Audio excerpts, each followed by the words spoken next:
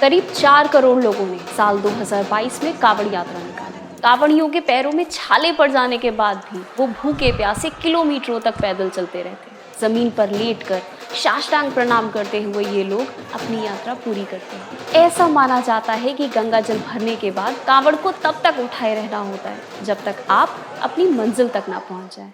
ये यात्रा भले ही कितनी लंबी क्यों ना हो, कितनी भी कठिन क्यों ना हो, हर साल हजारों लोग इसे पूरा करते हैं और ये सब किया जाता है भगवान शिव की भक्ति के लिए। शिव जी जो इस ब्रह्मांड से भी पहले थे और इसके नष्ट होने के बाद भी रहे। भागवत पुराण के अनुसार समुद्र मंथन के समय समुद्र से कालकूट नाम का एक भयानक विष निकला था। ये विष इतना खतरनाक था कि इसके प्रभाव से पूरी सृष्टि का विनाश हो सकता था। इससे बचने के लिए सभी देवी देवताओं ने भगवान शिव की आराधना की। तब शिव जी ने उस विष को अपने हाथों में लेकर उसे पी लिया। उनकी गर्दन का रंग नीला पड़ गया और तभी से उन्हें नीलकंठ के नाम से जाना जाने लगा। लेकिन इस विष के कारण शिव जी के गले में, उनके शरीर में जलन होने लगी। कई लोग मानते हैं कि रावण जो एक बहुत बड़ा शिव भक्त था, उसने कांवड़ में गंगा जल भरकर यात्रा की। उसने वो गंगा जल शिव जी को चढ़ाया जिससे उनके जलन को राहत मिली और यहीं से कांवड़ यात्रा की शुरुआत हुई।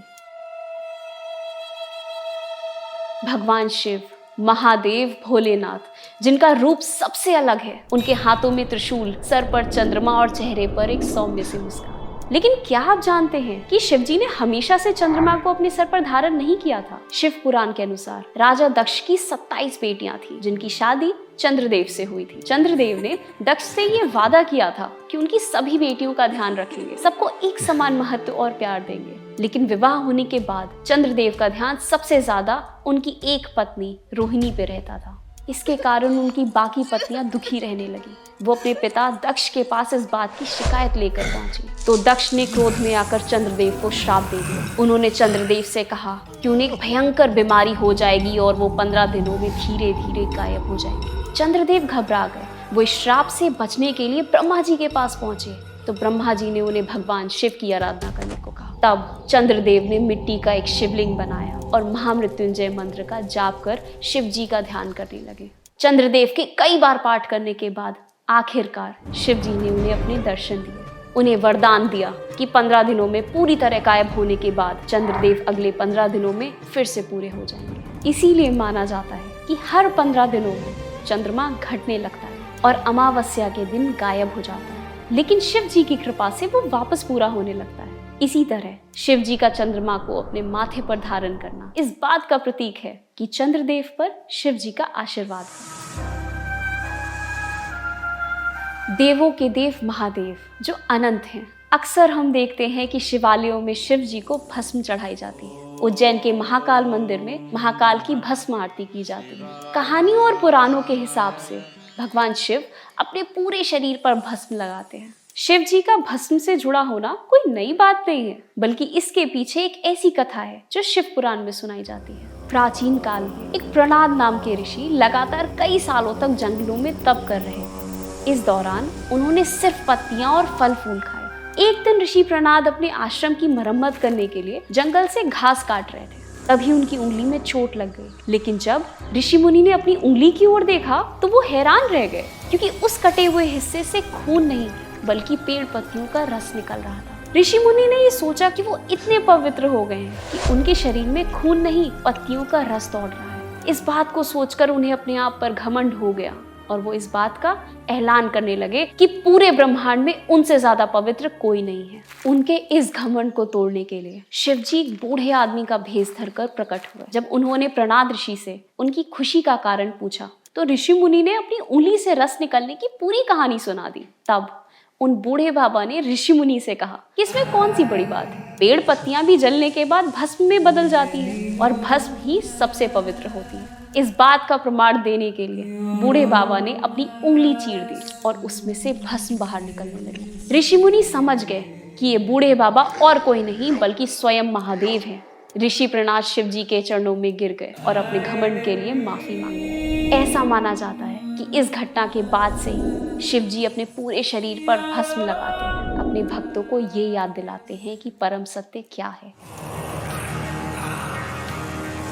भगवान शिव की हर तस्वीर, हर मूर्ति में उनके हाथ में त्रिशूल, गले में सांप और रुद्राक्ष की माला और डमरू तो होते ही हैं, लेकिन साथ ही हर तस्वीर में होती है बाघ की खाल यानी टाइगर स्किन, जिस पर शिव जी विराजमान होते हैं। शिव पुराण में इससे भी जुड़ी हुई एक कहानी है। भगवान शिव पूरे ब्रह्मांड में एक जवान बैरागी के रूप में घूमते थे। ना कोई घर, ना कोई वस्त्र।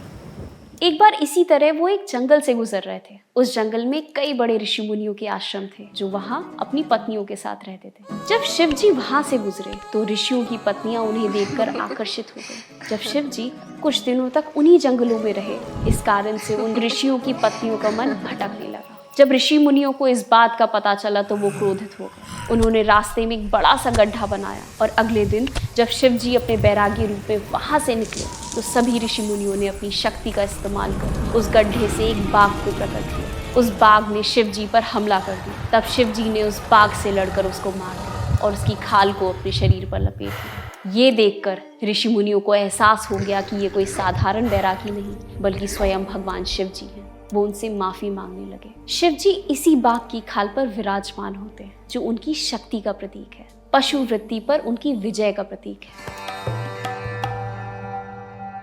शिव जी के हर रूप में सदैव उनके साथ रहते हैं उनके वाहन नंदी जी।